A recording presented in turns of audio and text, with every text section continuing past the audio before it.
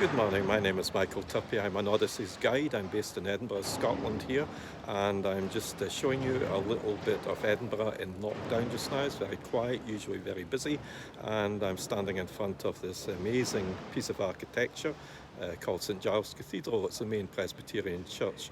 Shouldn't really be called a cathedral. It doesn't have bishops, but it's a lot to do with our checkered religious history.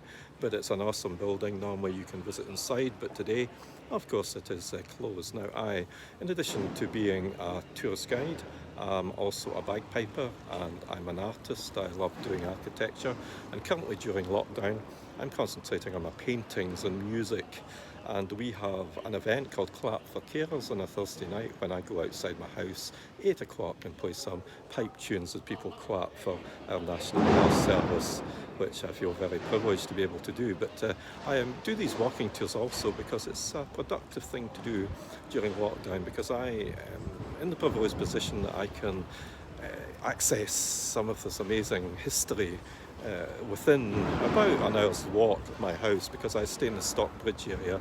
It is like a village which is means consumed by Edinburgh. You can hear the bell of St Giles at the moment.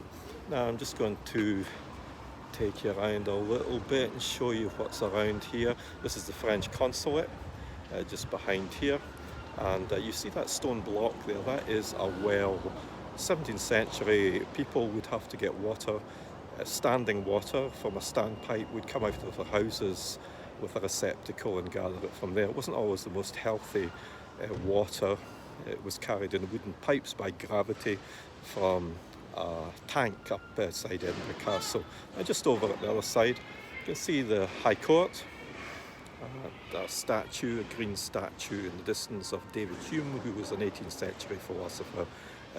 Common sense, realism, you talk a lot about that in his beliefs as a philosopher. He also knew Ben Franklin was one of his friends. And further up there, move around a little bit, you can see the hill going up towards Edinburgh Castle. Amazingly quiet just now, but then again you can appreciate the architecture.